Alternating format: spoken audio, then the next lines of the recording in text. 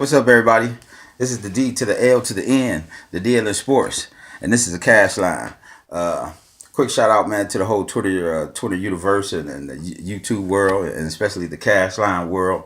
Just wanted to hop on here, man, and chop this quick. Um, 5 game slate NBA we got going today. Uh, should be a good slate. It's a lot of meat on it. Real quick, first we're gonna go over we're gonna look at these top 10 plays from last night. These boys was getting down last night, man. These boys was getting down last night. Number 10 starting off with the Pacers. Lance will make them dance. Lance will make them dance. Lance will make them dance. Lance will make them dance. Lance Stevenson to beat the buzzer. The handle was on point. What was on the line, but it doesn't matter. It's still a buzzer beater. Nice. Oh, yeah. Fans love that. Moving on to number 9. Chandler Parsons makes the top 10, but got a little John Wall action here. Get that shot out of here. Get that out of there. John Wall back, y'all. He healthy again. We can play him again. Put it on the glass. Oh, John Wall back to the Pacers. Number 8. Back to Pacerland. Miles Turner. Little Miles Turner action. Got him. Got him. Bang. Two-handed flush. Right down Main Street. Get it done. As we move on, number 7. Gary Harris had 36 points on the night. Numbers more impressive than this one right here. Woo! Goes baseline. A little something for Gary Harris. He went off last night. Gary Harris went off last night. To number 6 we go. Once again, the Wall star. Look at that John Wall again, man. He telling y'all he healthy. Better start locking him in. Always making plays. The left hand with the jam. Number 20 program. Number 5, Giannis Antetokounmpo. Greek freak.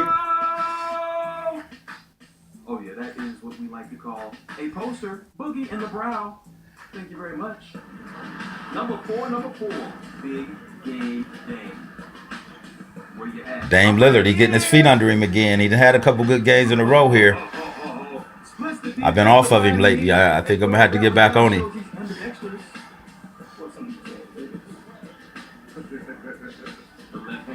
Raise the roof. Shouts out to Uncle Luke. Number 3.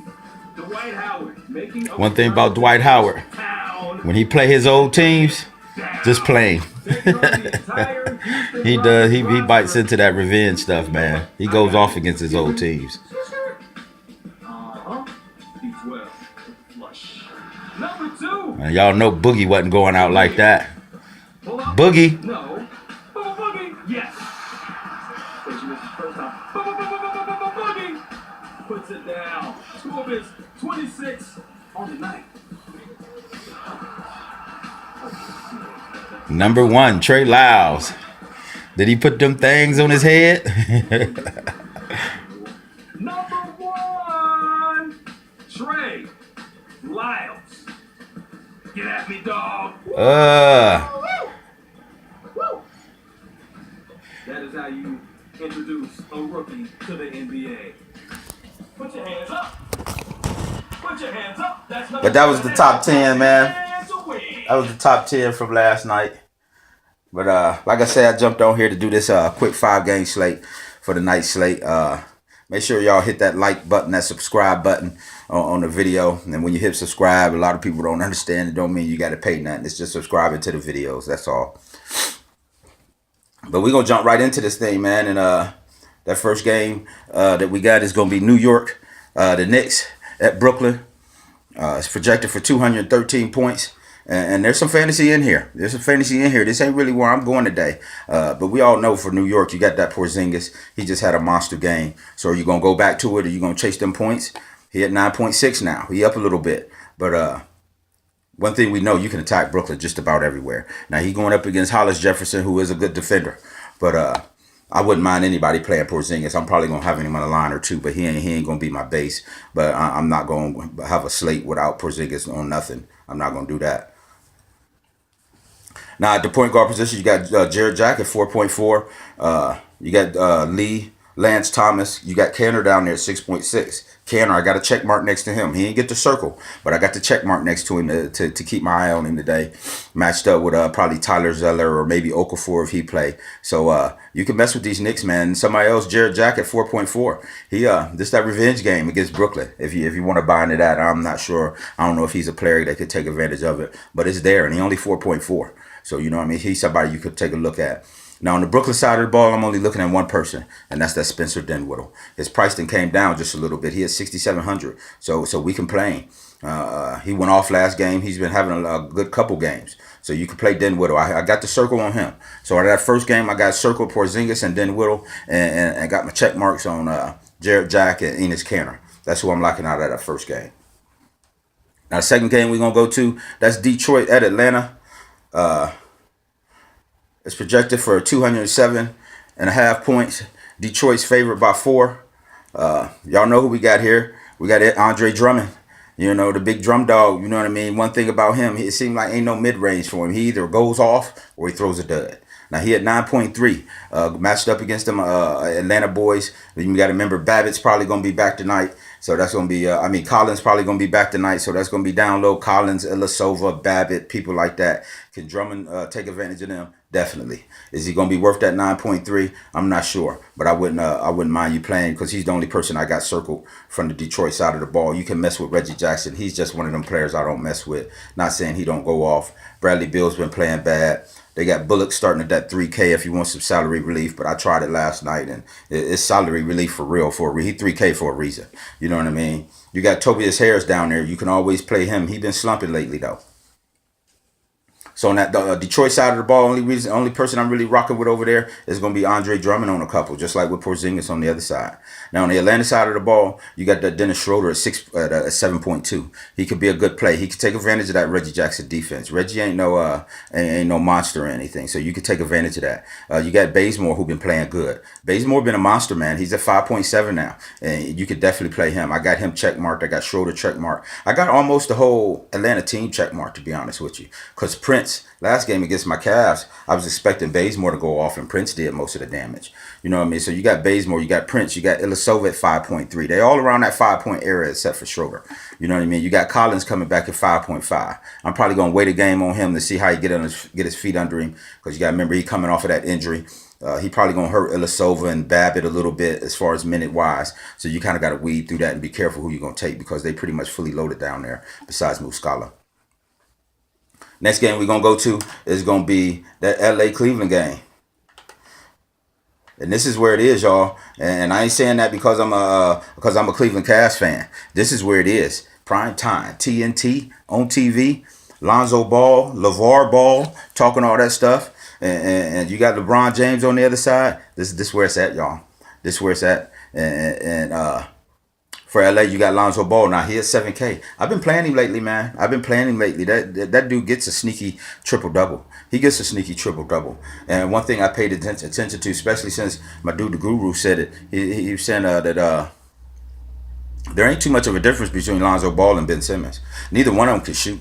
You know what I mean? But the only difference is Ben Simmons is a little bigger and can get to that basket and create more baskets, and he's better in that paint and things like that. So Lonzo Ball, I've been playing him. I've been getting some sneaky points from him. You know what I'm saying? So you can play Lonzo. Now, he up a little bit at 7K, but I'm telling y'all, you can play him. You got Caldwell Pope. You got Brandon Ingram coming out of his shell, man, looking like a poor man's Kevin Durant. He's doing his thing. He looked like he gonna have a good season. That Brandon Ingram. Now he at 6,500. Then you got Nance at 4,500. You got Lopez at 4,700. I can't really trust none of them bigs. The only big down there I probably trust going up against the Cavs tonight probably would be Julius Randle coming off that bench. I don't know why they don't play him no more. I think something wrong with him or the coach or the owner or something, because when that boy comes in the game, man, he's a monster, man, and he's active and he gets at it. I don't know why he ain't getting most of the minutes. I would start him. I would start him down. I would start him at center or power forward. One of them spots he would be starting if I was the coach of that team, and that's for sure. On the Cleveland side of the ball, you got Calderon at 3.3. Now, that depends on the Wade news. Wade is still questionable. If Wade is out, Calderon's a good play. He went off last game for his price point. You know what I mean? He went off. And then you got the J.R. Smith, LeBron, Crowder, Love. But out of this game, I'm probably going to keep it simple. I'm going to go James, Love. Might mess with Wade a little bit if he play because he's going to be rested. On the LA side of the ball, you got that Lonzo Ball at 7K, man. He's going to be a good play, I feel. Pope at 6K, Ingram at 6.5, and that's pretty much where I would stop it. And like I said, if I was messing with any of them bigs, it would probably be Julius Randle. But I'm locking the king in pretty much everywhere, and that's partial to my Cavs thing. But he's the safest play in fantasy right now. His floor is 50. On a bad game, he gets you 50 fantasy points, and I'm locking him in. The next game we talking about is Sacramento at Minnesota. Now Minnesota's favored by 10.5, so we got to be careful about this one, man. Could be a blowout, but you can't really predict blowouts. You never know when they're gonna come, and sometimes a bad team will beat a good team. You know what I'm saying? So on the Sacramento side of the ball, not messing with none of them. If I mess with anybody, it's gonna be Zach Randolph down there at 6.8.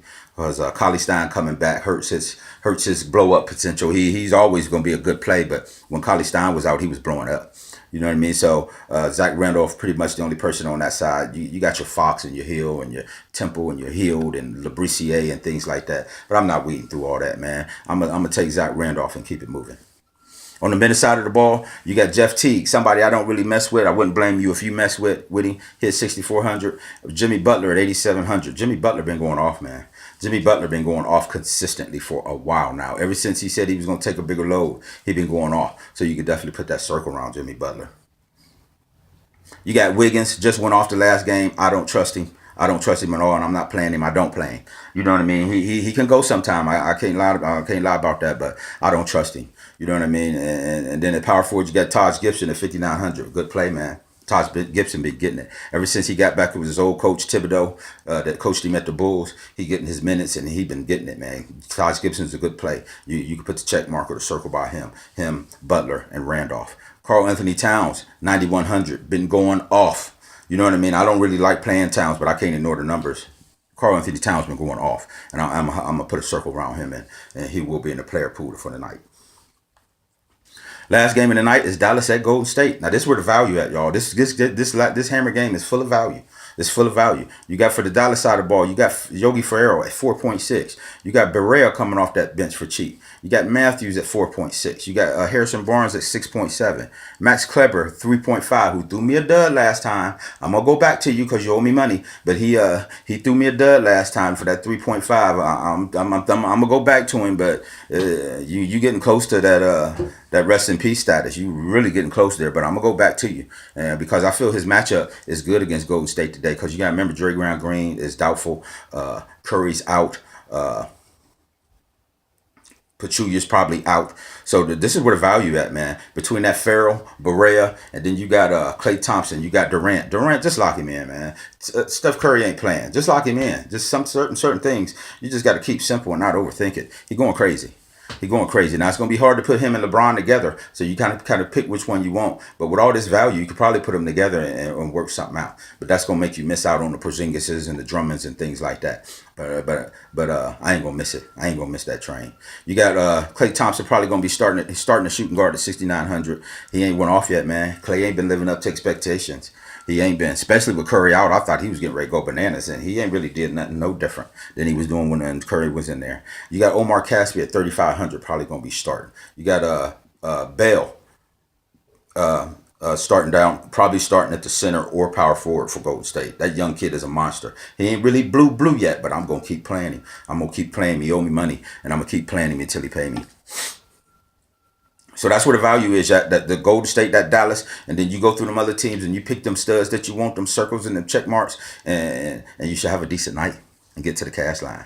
You know what I mean? So I just wanted to jump on here with y'all real quick, man, and say shout out to the whole DFS community. Appreciate everything, man. The second batch of shirts just came in. Appreciate all the work. Help me with EP and all that. Everything's going good. People rocking shirts all over the world, and not all crazy like that, but you know, there's some people all over. They got the shirts. Alliance Ohio is pumping them. You know what I'm saying? And it's a beautiful thing, man, to see where this began at and see where it's at now. So I just wanted to come on here and wish everybody luck. Hope these picks help y'all a little bit, man. And y'all know what it is. Cash line, baby.